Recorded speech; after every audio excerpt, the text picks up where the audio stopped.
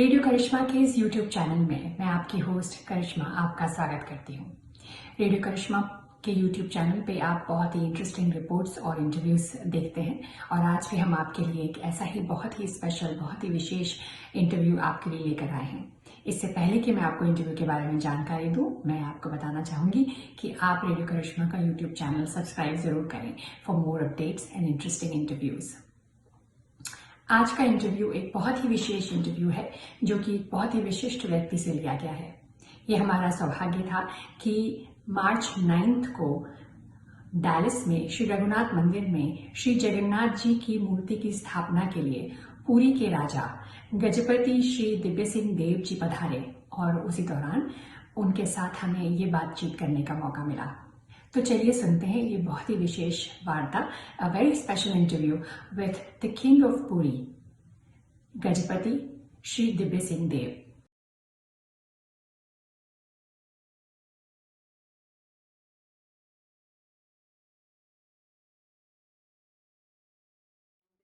Beautiful function of the sthapna of Shri Jagannath Mandir in Plano.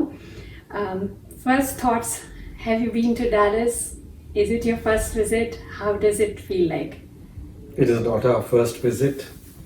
We have been to Dallas a few times earlier to functions organized by the DFW temple, where Lord Jagannath has been installed earlier. Plano, the community here decided to install Lord Jagannath here also because we have a large Indian community in Plano and Fresco area, and they felt that they would like to have Lord Jagannath here too. So yesterday the proceedings began. Today was the final day. Actually, today was the third day. Yes. So we are very happy that Lord Jagannath is installed in Plano, Shri Raghunath Ji temple. So, first of all, we were very excited that you are coming. So when I started reading about you, and I read in that profile that the Gajapati of Shri Jagannath Puri is the Pradhan Sevak of Shri Jagannath Ji.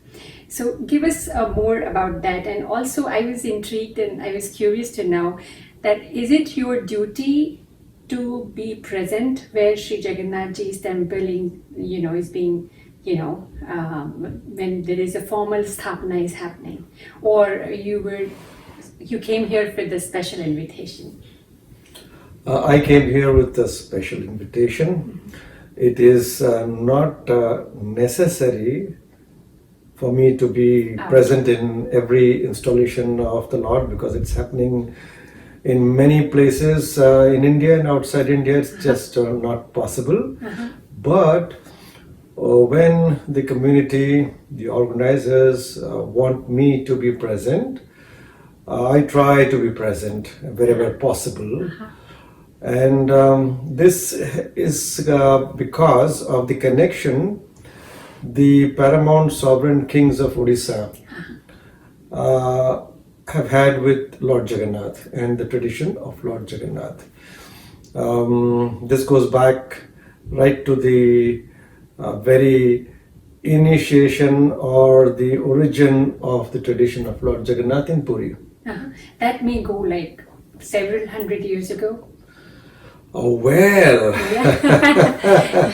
Not 100, not 1,000, but millions. Oh wow. Well, yes, if we are to go by the scriptures, the tradition begins in the first Manvantar.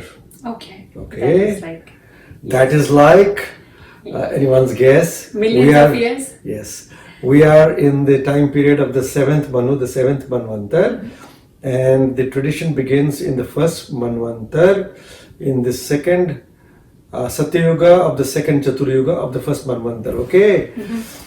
So when I started doing the mathematics, it comes something like this: 196 crore human years from now. This is the scripture. Okay. Now we have the narration particularly in the Skanda Purana. We also find it in Brahma Purana and other Puranas. But Skanda Purana gives the details comprehensively. So in the first Manvantar there was paramount emperor of the known world then. He was not from Odisha. Okay. His capital was Avanti Nagari, which is modern Ujjain. Okay. And his kingdom, the core kingdom, was Malwa Desha, which today would correspond to something like Rajasthan and Madhya Pradesh. Yes, Indore and Khandwa and that region. Having conquered everything and having looked after his people in the best possible manner, ensured prosperity to the kingdom, his vast kingdom, all the other kings were owing their allegiance to this paramount sovereign. He decided to give up everything to serve Lord. And he came to know that Lord Jagannath is here in Purushottam Kshetra, that is Puri. So he comes here, lords are not there, lords have disappeared. So through his tapasya, through 1000 Ashwamedha Yajnas, the Lord re-manifests in this form. So this happens in the first Manvantar. And then all the dynasties that have come as the paramount sovereign dynasties of Odisha, which was earlier known as Utkala or Odra or Kalinga, they have followed this tradition. So they rule the kingdom as the sovereign king, as the political head of state. At the same time, they are the first servant of Lord Jagannath. Okay. And as such, they perform rituals in the temple and in the festivals of Lord Jagannath. That is still continuing. Although India has become independent, there is no monarchy, we are a democratic country, but the religious traditions continue. So this title of Gajapati Maharaja is used purely in a ceremonial sense now. Okay. So again, when you were talking about that it goes so old, I mean, like ancient, do you have the record of how many generations back you can go and check your lineage? You have that record? Yes, we have with the commencement of this temple, with the construction of this temple, which we see in Puri now. Okay. This temple was built in the 12th century by our ancestors of the Ganga dynasty. Okay. Okay. Before that, there was another temple for the Lord at the same place, built by the previous dynasty, the Somavanshi dynasty. Okay. Before that, there were other temples in the same place, and we lose track of it because it's really, we have been subjected to many invasions in India, as you know. Yes. So a lot of our evidence has been destroyed. So we are not able to get all the evidence to reconstruct history when we go back, let us say, 1,500 or 2,000 or more years back. So all the dynasties that have come as the paramount sovereign ruler of Odisha, or what was then Odisha, have come into this tradition of Adya Sevak. They've ruled the kingdom and they have set the example before the people of the kingdom that our duty as human beings is to serve the Lord. So they have kept the tradition regardless which dynasty came. So that is awesome. So I will ask the question that how it is different, how the traditions or the, rituals, everything has changed through the time. But there is one question I had in my mind when I was listening to your discourse yesterday. It was a beautiful, beautiful discourse, and I absolutely enjoyed it. And the question that I had in my mind when you were talking about spiritualism and you're talking about how religion is important, there is a new narrative. If you must have definitely realized it or felt there are a lot of academic, a lot of academia writers, they are critiquing and they are talking about that the new narrative has been forced that for the spiritualism, religion is not important or is not necessary. Now that kind of narrative has been, so many of our symbols, especially maybe it's yoga or anything to do with chanting, they're saying that religion is not important. Being spiritual and being religious are two different things. How do you feel? How do you react to this? Men of wisdom have tried to put it this way, that if spirituality is the banana, religion is the peel of the banana. Okay? They go hand in hand. Yes. Spirituality, it is difficult to practice in a void. You need to have certain rituals, certain symbols, certain modes of worship to get involved with spirituality. Okay? But it is important to understand and realize that without spirituality, religion has got no validity, no relevance, and no justification. Spirituality is the essence of all religions of the world. And you see, there's a lot of variety in human existence. In Dallas, you are probably in a different mode than, let us say, Iceland. Yes. Iceland is in a different mode than, let us say, India. Yes. Okay? Yeah.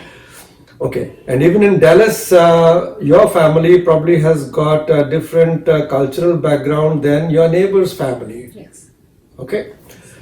So, spirituality to cater to this variety has to develop certain modes, certain techniques to satisfy that temperament or that mindset. So, all the religions of the world are all moving in the same direction. Yes. They are different paths to the one goal. They all lead to the same destination, the supreme divinity or the absolute truth, as you would like to see it. But the different paths are necessary because we are all different, you know. Yes. Each community is different, each nationality is different, each culture is different, and we would like to worship or relate to the Lord in our own way. See? So these days you must have heard the youngsters, especially teenagers, or when they call themselves liberals, and they say that, well, I'm not religious, I don't believe in God, but I'm spiritual. What would you tell them? Let them get started. Okay. Okay? But if they say I'm spiritual, then that they must understand what that means. Yes. It is not saying, it is firstly understanding it, and secondly understanding it correctly, and thirdly making that a part of your being, part of your inner being, part of your character, part of your personality, part of your every action of the day. So the youngsters might say spirituality, but what does it mean? Yeah. That needs to be understood. So the other thing is, yesterday when I was listening your discourse, you stressed upon that it is very important to have rituals in the right way. I strongly believe in that too, and but I see, due to a lot of diversions, a lot of distractions, be it social media or camera or so many times the rituals that are done nowadays, even if you see in a regular wedding, people, especially people who are away from home, like for Indians, I will especially put it in the context of Indians, that we have so many wedding rituals, especially if I give you an example of wedding, and every community or every culture, they have their own way of rituals and doing. But when they come out from their land and they don't have so many times the right pundit of their culture or community, so they are basically compromising on rituals. That is somewhere denting the importance going to the next generation. So how do you suggest we should be tackling that problem or that issue? Rituals is a technical thing. It is not known to you, it is not known to me. It is known to the specialist experts, that is to say the pundits or the pujakas, who are well versed in the science of rituals. And in our tradition, according to the Vedic tradition. So they go through their course of study and practices and become competent to perform those rituals. So we don't perform the rituals. It is the pundits Yes. who perform the rituals. So they should be available.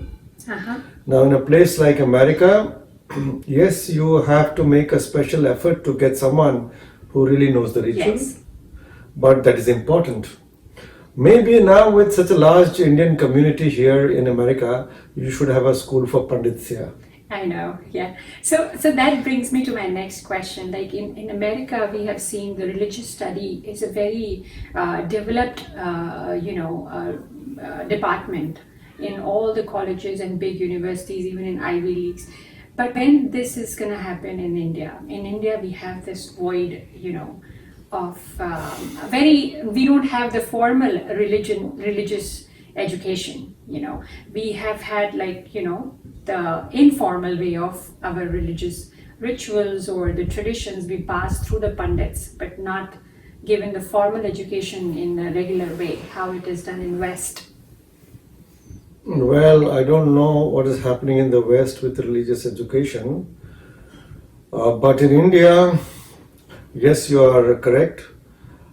Since independence, our school and college curriculum is devoid of any spiritual subject, which is very, very unfortunate. And in my opinion, that is a fundamental factor in the unfortunate condition we find ourselves in India, or for that matter anywhere around the world. I am fully convinced with the observations and advice of our eminent saints, particularly over the last 100 years, that our modern education, wherever it is, whether it's in America or India, should incorporate spiritual, moral and ethical education alongside or along with the existing modern education. It's only then that the education is complete. With the existing modern education, which is material physical education, we are able to interact with the world outside, make our earning, make our daily living and career.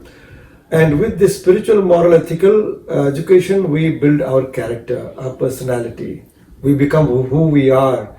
And therefore, we can do whatever we are doing in a much better way, in a successful way.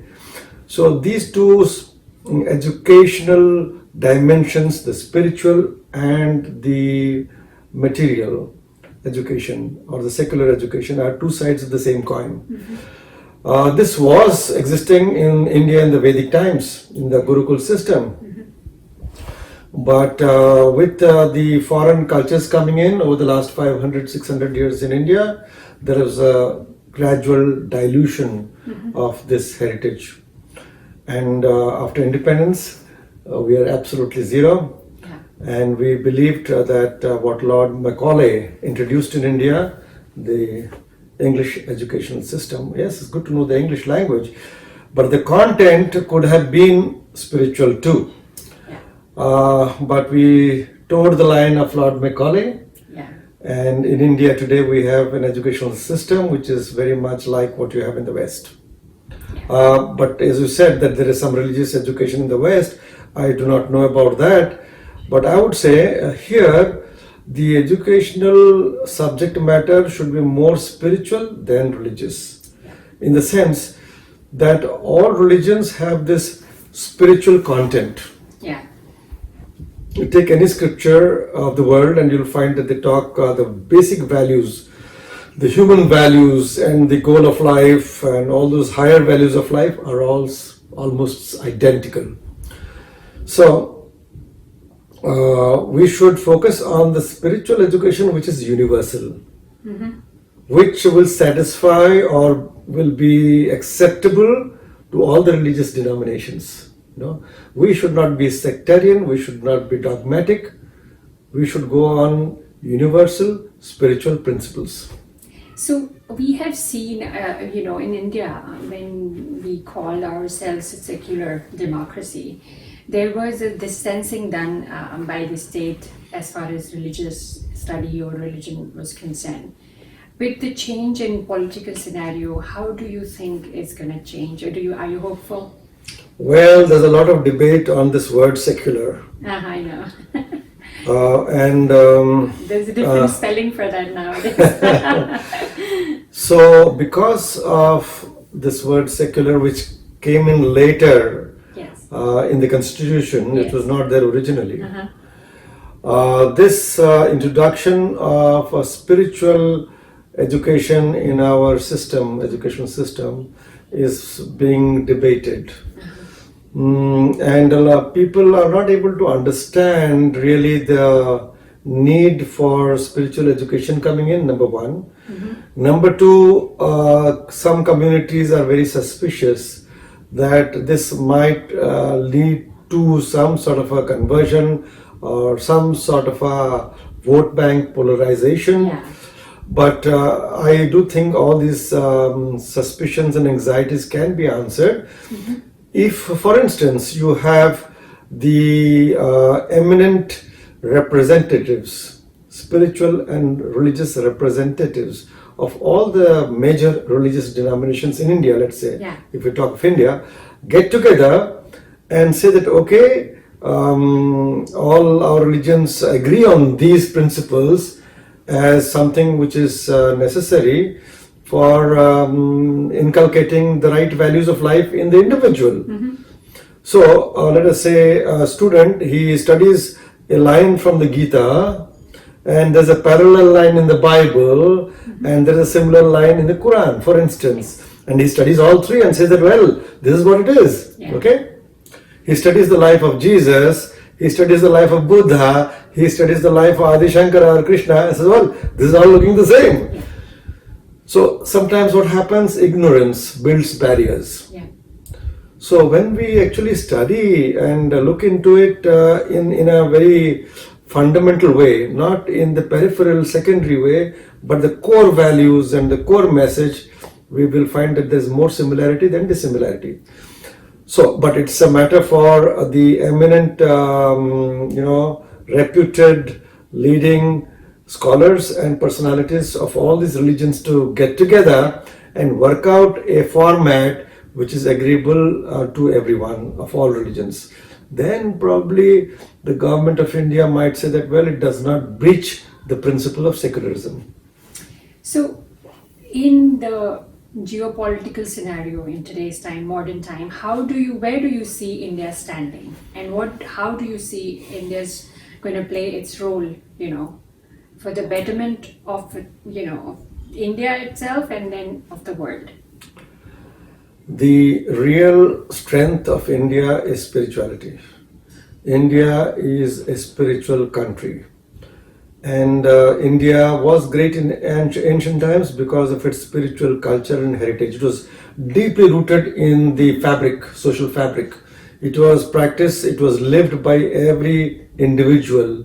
He may not be rich, he may not have studied anything, but his character, his personality was fully, in accordance with the spiritual values of life, the higher values of life. So this was there in the Vedic times. That's why India was great in material prosperity, in peace, everywhere there was perfect society, in a way. That has now lost to a great extent. So what India needs to do is to revive its spiritual, essence, its spiritual character by, I would say, bringing into the educational system the spiritual study. India has got that capacity because we have got all the religions, virtually all the religions of the world are there in our social strata. And India is liberal, it is got a very wide vision, it is accepting all religions. You see, that's why our religion is actually Sanatana Dharma. Hinduism, we say out of convenience or because it's become popular this time, but the real name is Sanatana Dharma. Sanatana means eternal. Eternal meaning it's not limited in time and space. So what does it mean? It means everything that exists, okay? Yes. So when you take of Sanatana Dharma, means it is promoting, it is propagating, it is enunciating principles and concepts which are applicable to the entire creation, Yes. not only to Hindus. Yes. When you read the Gita, it is not speaking only to Hindus. Yes. It is speaking to the world community, the entire humanity. Or read the Upanishads. Yeah. Okay? It is not meant for India only. So India has that wealth of wisdom, and if that is brought out by India, or by anyone for that matter, that will be the real road to peace, stability, harmony and universal brotherhood on this planet Earth. There is no other way. So there is one sect now it's developing in India because of a lot of hostility in our borders that challenges that India needs to be aggressive too. So how do you see that? Aggressive for what? Aggressive in its approach, the kind of respecting other religion but not getting the same from the other religions or the communities. Now there is a more stringent view in India developing. We have seen, how do you address that? No, I don't see that radicalism is not a part of Sanatana Dharma. Yeah. Okay? Because for us, everyone is a child of God, irrespective of religious practices, nationality, or any other human-made distinction. So, the Vedic concept of our tradition sees everything as one. Okay? Vasudhaiva Kutumbakam, you see, for instance. So everyone is a child of the same God, So we are all brothers and sisters. So the principles of universal brotherhood and harmony and therefore peace is a very fundamental part of Indian cultural heritage. And so we say that, well, I respect all, but follow one. Obviously you cannot follow each religion. Yes. Well, Ramakrishna Paramahansa did that. He experimented with all the major religions and found that it's all the same. Yeah. Okay.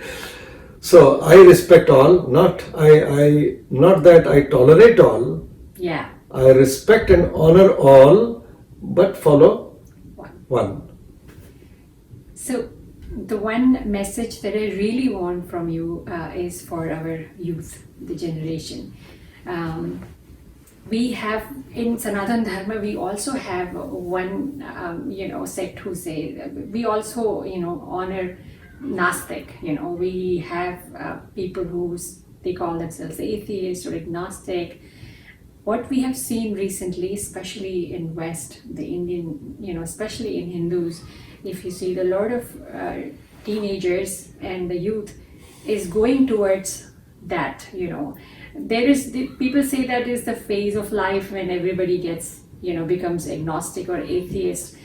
But then you are living in the land where, the other religions you see, you are with the different kind of, religious people, and you see one type of religious side is they're getting stauncher, they're getting more, more towards the religion. But you see Hindu youth is actually getting distanced.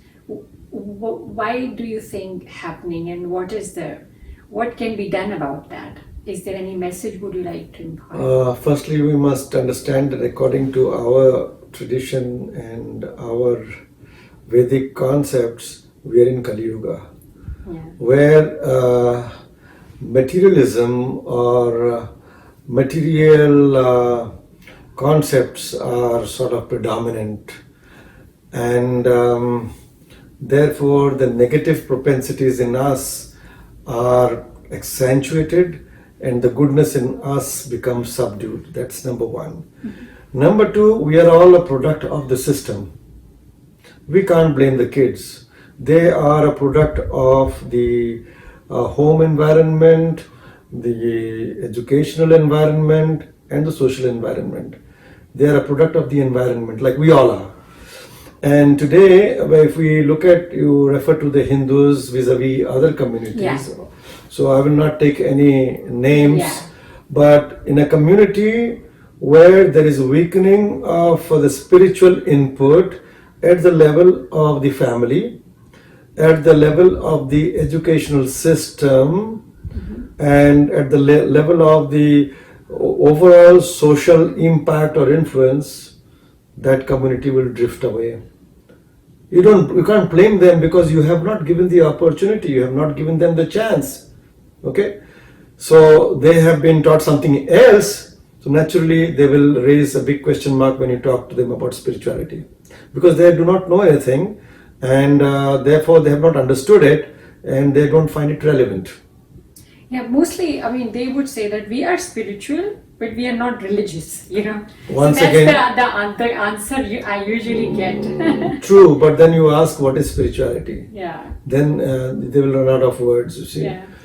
So we need to give our youth a chance, our children a chance.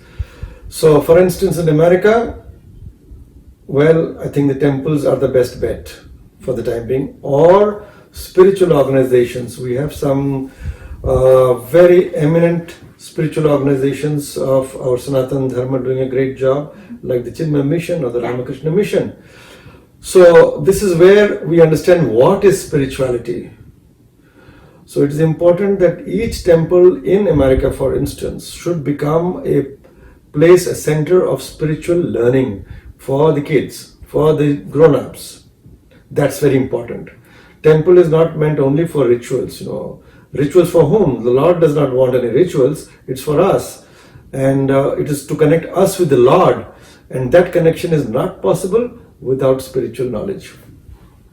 Well, it was wonderful talking to you, Gajapati. And before we say, we say bye, I would like for you to give a message to the Radio Karishma listeners who are listening to you right now all over the world, wherever our radio is heard in around 70 countries on a regular basis. So would you like to give a message, a special message? Well, we are all looking for peace and happiness, right? Mm-hmm. The UNO is working hard to bring about world peace. Mm-hmm. But our ancient scientists, spiritual scientists, have said, you will not find peace outside unless you find the peace within you. Okay? You will not love your neighbor like yourself unless you know that the neighbor is none other than your own self. Okay? Yeah. So this is what spirituality brings about, you know. This is what Jesus has taught, what the Buddha has taught, or our great acharyas have said, the same thing. So, what the world needs today to establish peace in every continent across the world is to bring about a spiritual renaissance, a spiritual rejuvenation. You see, over the last hundreds of years, mankind has made tremendous, remarkable, salutary progress in terms of material prosperity, achievements, and attainments. But in the field of spirituality and spiritual awakening or spiritual health of the family, we have lagged really, really behind. So we need to balance that out. Both the material progress and the spiritual welfare have to go hand in hand. It's then only when our individual life, our family life, social life, and national life becomes peaceful and prosperous. Thank you so much. It was wonderful talking to you, and thank you so much for giving us your precious time, Gajapati, and hope to see you soon in Dallas again. And I would, wish you good luck and a long life and a good health. You're traveling around, and in this difficult time, I just wish you that you have a safe travels back to India. Thank you. And hopefully we see you again, sir. Thank you so much. Thank you very much. Hari Om. Namaskar, and I hope you enjoyed today's interview. If you like us, subscribe us. Thank you so much. Namaskar.